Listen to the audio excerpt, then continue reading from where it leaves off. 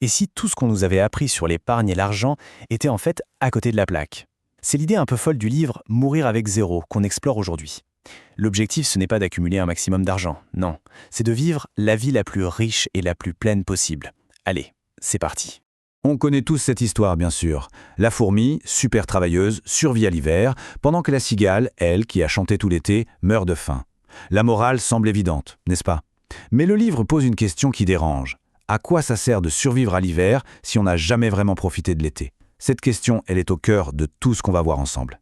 Voilà le dilemme classique. D'un côté, on a la fourmi qui sacrifie son présent pour assurer son futur. Son problème, c'est quand est-ce qu'elle vit en fait? De l'autre, la cigale, qui croque la vie à pleines dents, mais qui ne prépare rien.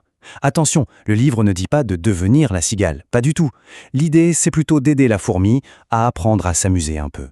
Alors voici notre programme. On va d'abord revisiter cette fameuse fable, puis on verra pourquoi les expériences sont le meilleur des investissements.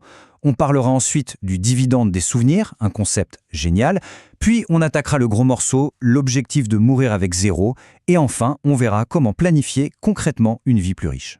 Donc l'objectif, ce n'est pas de choisir un camp contre l'autre, c'est de trouver le juste milieu. Il y a un temps pour bosser et un temps pour kiffer.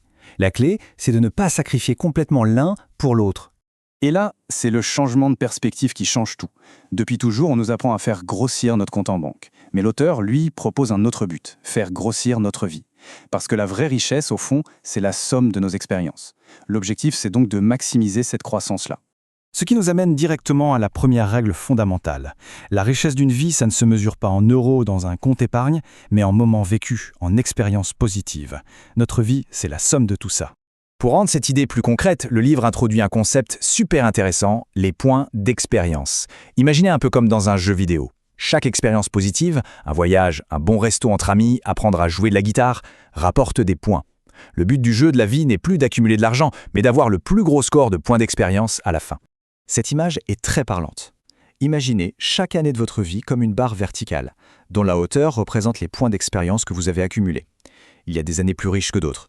Eh bien, optimiser sa vie, c'est tout simplement faire en sorte que la surface totale sous cette courbe soit la plus grande possible. D'accord, mais pourquoi est-ce que les expériences sont un si bon investissement? C'est grâce à un concept vraiment puissant que le livre appelle le dividende des souvenirs.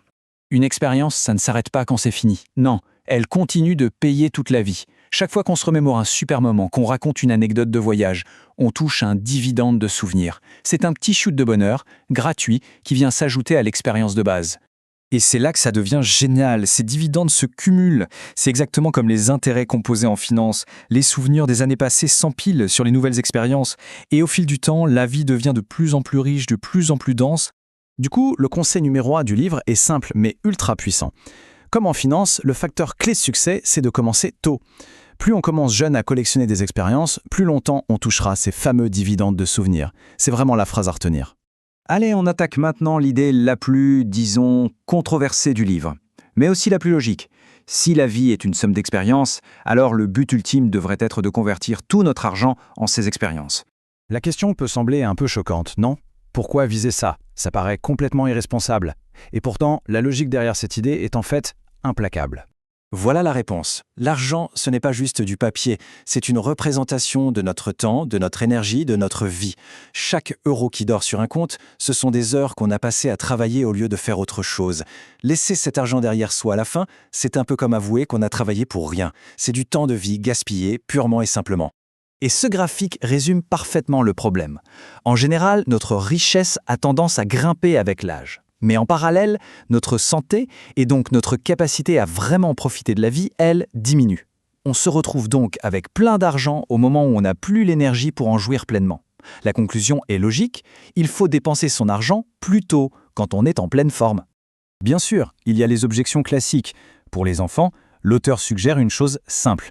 Donnez-leur de l'argent quand ils en ont vraiment besoin, par exemple entre 25 et 35 ans, pas quand ils héritent à 60 ans et qu'ils sont déjà installés. Et pour les frais de santé. C'est un choix personnel bien sûr, mais la philosophie est de ne pas gâcher ses meilleures années par peur des toutes dernières. Bon alors comment on fait concrètement? Comment on met tout ça en pratique? La dernière partie, c'est ça. Planifier activement sa vie en jonglant avec nos 3 ressources principales. Ce visuel est une excellente synthèse. Pensez-y. Quand on est jeune, on a la santé et le temps, mais pas l'argent. À la moitié de la vie, on a l'argent et la santé, mais plus le temps. Et plus tard, on a l'argent et le temps, mais la santé décline. Une vie optimisée, c'est choisir les bonnes expériences au bon moment en fonction de cet équilibre qui bouge tout le temps. Donc, en gros, ça veut dire quoi? Premièrement, arrêter de vivre en pilote automatique, de faire comme tout le monde. Deuxièmement, se poser et réfléchir à ce qui compte vraiment pour nous. Troisièmement, planifier ces expériences non pas pour une vague retraite, mais pour le moment où on en profitera le plus. Et surtout, quatrièmement, arrêter de tout remettre à plus tard. Au final, le but n'est pas d'arriver pile à zéro sur son compte en banque. C'est quasiment impossible. Le but, c'est d'utiliser cet objectif comme une boussole. Une boussole qui nous force à réorienter toute notre vie, non plus vers l'accumulation d'argent, mais vers l'optimisation de notre épanouissement personnel. On va se quitter avec cette question. Quand on y pense, on réalise souvent que les choses les plus importantes pour nous sont celles qu'on repousse sans cesse. La philosophie Mourir avec zéro, c'est finalement une invitation à arrêter de repousser et à commencer à vivre. Vraiment, pleinement et dès maintenant.